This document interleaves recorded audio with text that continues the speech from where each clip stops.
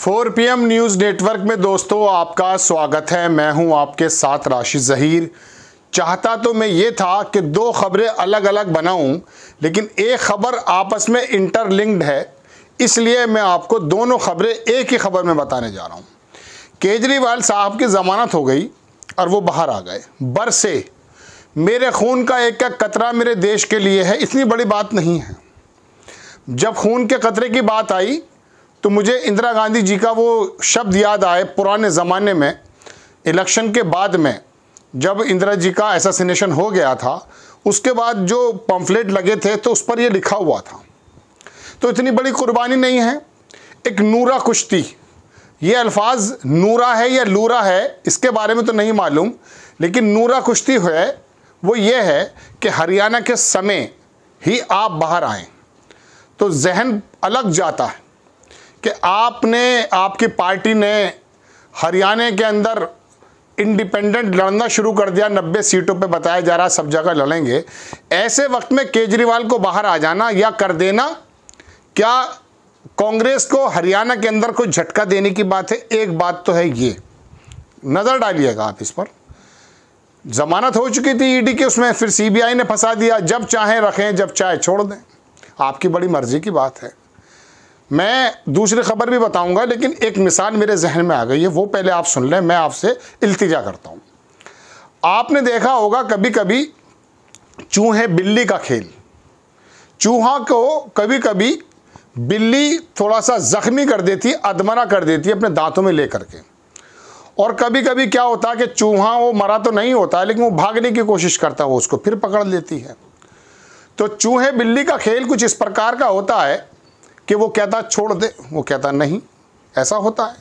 तो जब चाहे जेल में डाल दो, जब चाहे बाहर कर दो, आपकी मर्जी के मुताबिक ही आसाराम जेल में रहेगा। आपको जब लगेगा कि नहीं, वोटर्स को दिग्भ्रमित करके हमारे पक्ष में वोट दिलवा सकता है, उसको पैरोल दे देंगे आप। सारे नियम कानून आप ठीक करेंगे। अब मैं जुडिशरी की बात बताना चाहता हूं। कब तक ये फटकारें लगेंगी सरकार पर या इन तमाम जो संस्थाएं हैं, जिनको सीबीआई कह दीजिए, ईडी कह दीजिए, इनमें कोई शर्म बाकी है या नहीं? क्योंकि मैं तो ये सुनता हूं, लगी सुप्रीम कोर्ट की फटकार, मजबूरी मेरी ये है, मुझे भी थंबनेल यही लिखना पड़ेगा। क्योंकि तीसरी खबर यह है कि अगर मैंने आपको बहुत चटकारे वाली खबर नहीं सुनाई, मैं माफ़ी के साथ कहता हूं, आप कहीं और चले जाएंगे। मलाइका अरोड़ा के पिताजी का देहांत हो गया, वहाँ चले जाएंगे।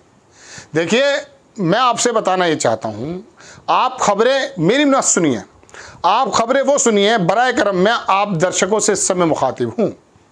आप खबरें वो सुनिए जो आपके और मेरे से मुंसलिक हैं, मेरे बच्चे और आपके समाज से मुंसलिक हैं, आपके देश और मेरे देश से मुंसलिक हैं। ये लोग किसी के नहीं हैं, मान लीजिएगा मेरी बात।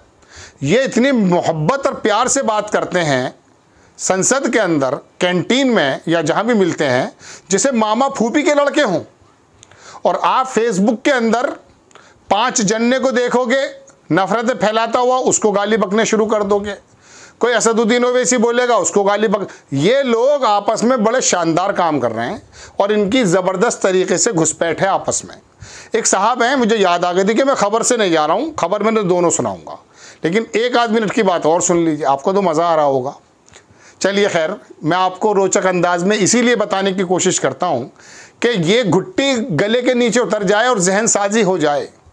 मैंने हैदराबाद में पूछा असदुद्दीन ओवैसी साहब के बारे में कि इनका काम क्या है, क्या ये वाकई बीजेपी के एजेंट हैं? तो मेरे एक दोस्त ने बताया, उनके करीबी लोग वहाँ रहते हैं, कि साहब ऐसा तो कोई सबूत नहीं है, लेकिन इनका कोई काम नहीं रुकता। वाह, जैसे अड़ंगे लगाए जा रहे हैं, बहुत ज़बरदस्त तरीके का मैंने देखा। कभी किसी की फैक्ट्री बंद हो रही है, कभी किसी की यूनिवर्सिटी बंद हो जाती है। एक सहारनपुर में है बसपा के नेता, मुझे नहीं मालूम उनका क्या काम है, खनन बताते हैं, लेकिन उसने एक अपना संस्थान बनाया, ग्लोकल यूनिवर्सिटी। दुनिया भर के अड़ंगे लगे हुए, सारे कोर्सेज बंद हैं लगभग। एक साहब है उत्तर प्रदेश के एक शहर में, वो ऐसा कारोबार करते हैं, वो राजस्व लाते हैं बाहर से, नंबर 1 का काम। दुनिया भर के उनके अंदर टीजीटी, एनजीटी और ये दुनिया भर के उनके ऊपर जो है मामला करके उनकी फैक्ट्री बंद कर रखी है। तो यानी कि जो आपकी पसंद का बंदा है वो हैदराबाद में फले फूलेगा, और जो आपकी पसंद का नहीं है वो उत्तर प्रदेश के सहारनपुर, मेरठ, मुरादाबाद में ज़मींदोज़ हो जाएगा। मैं अपनी बात को यहाँ ख़त्म करके अब खबर पर आता हूँ। केजरीवाल का बाहर आना, मुझे पहले से ही ये शक था कि हरियाणा के चुनाव से पहले ये आएंगे ज़रूर, क्योंकि अब दो व्यक्ति ऐसे हैं इंडियन अलायंस के अंदर, एक ममता बनर्जी, उनके तो पेज टाइट कर दिए भारतीय जनता पार्टी ने, वैसे किसी हद तक उस आंदोलन को इतना बढ़ा दिया कि कह बैठी कि मुझसे इस्तीफा ले लो। उससे जघन्य कांड, वो भी बहुत जघन्य था, उसकी भी बहुत ज़्यादा भर्त्सना होनी चाहिए।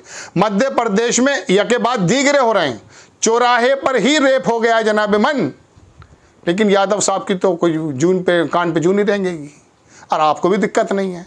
पिछले साल सितंबर में ही लगभग एक लड़की 8 किलोमीटर पैदल चली, कई दरिंदों ने उसको नोच डाला था। इसी मध्य प्रदेश की बात है, कोई आंदोलन नहीं चलते हैं। ममता बनर्जी की सरकार है तो आंदोलन चलेंगे, वो डॉक्टर सारे के सारे दरोगा बनेंगे, सारे के सारे सड़क पे आ जाएंगे। मध्य प्रदेश में कोई डॉक्टर नहीं आएगा, चाहे व्यापम का ही मामला हो। तो अब ये जो केजरीवाल साहब बाहर आए हैं, मुझे पहले से ही एक शक था कि आ जाएंगे इलेक्शन से पहले। अब इलेक्शन से पहले आ जाएंगे, अब ये हरियाणा में जाकर के जाम काम करेंगे। ये ममता बनर्जी और केजरीवाल पहले से ही ये सोचते ये हैं कि दिल्ली में जो प्रधानमंत्री की कुर्सी है ये इन्हीं के लिए बनी, ऐसा लोग कहते हैं। इंडिया अलायंस में इनका कोई विश्वास नहीं है, क्योंकि वहाँ पर कांग्रेस सबसे बड़ा दल है, पूरे देश में पुराना है, तो उनको लगता है ये पहले भी मीटिंग जो होती थी वहाँ पर यही काम किया करते थे। लेकिन फिर भी इंडिया गठबंधन किसी तरीके से मुनज़्ज़म है, लेकिन केजरीवाल साहब को शायद इसलिए बाहर लाया गया होगा, कोई उसके अंदर उम्मीद की जा सकती। अब मैं आता हूँ असल बात पर जो आपसे न मेरे से मुंसलिक है। देखिए, ये फटकारे कब तक लगाएंगी गवर्नमेंट, ये सरकार, हमारी जो सुप्रीम कोर्ट्स हैं, हाई कोर्ट्स हैं, इनको शर्म कब आएगी? फटकारों से काम नहीं बनेगा महोदय। मान्यवर न्यायाधीश और माय लॉर्ड, अगर मेरी इस बात आप सुन रहे हैं, मैं जर्नलिज्म के अंदर ही रह कर के बात करने की कोशिश कर रहा हूं, हाथ जोड़ के एक आम नागरिक की तरह मेरी रिक्वेस्ट ये है कि अगर आप फटकारे लगाते रहेंगे तो ये बहुत सारे लोग बेशर्म हैं, इन फटकारों से काम नहीं बनेगा। आपको इनको सजाएं देनी चाहिए जब तक इनके कसूर दिखाई दें।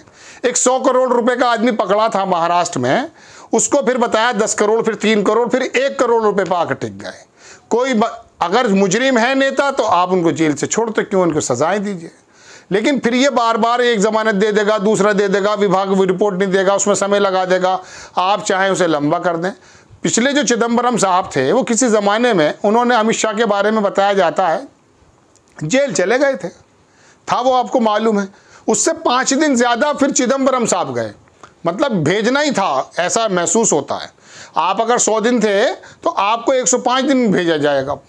अजीब व गरीब मामला था दोस्तों। ये जो तमाम नूरा कुश्ती मैंने शुरुआत में जो कहा है, मेरी खबर तो 2 सुन लिया आपने। हरियाणा में क्या ये ऐसा तो नहीं कि केजरीवाल को इसलिए निकाला जा रहा है कि आप ज़रा आ जाइए, वहाँ पर हालात ख़राब है, हरियाणा हमारे हाथ से न निकल जाए, आप वोट कटवा साबित हो जाएं, वहाँ पर इलेक्शन लड़ें और कांग्रेस के कैंडिडेट को जीतने ना दें, एक बात। और दूसरी बात यह है कि इन फटकारों से काम नहीं बनेगा। ये खाली फटकारों से काम नहीं होगा, दुनिया भर की खबर मैं पढ़ के सुना देता हूँ आपको, लंबा समय लगेगा। इसको ये कह दिया या आप जेल में मत रखिए, फिर भी वही काम करेंगे ये। तो ये दरअसल कहीं और से संचालित हो रहा है मामला, ऐसा महसूस होता है। ये जिसको चाहे अंदर कर दें, जिसको चाहे बाहर कर दें। चलिए खैर, ये खबर मैं समझता हूँ आप लोगों के सामने में सही से अगर पेश कर पाया हूँ।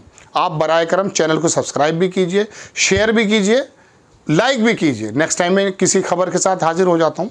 जय हिंद।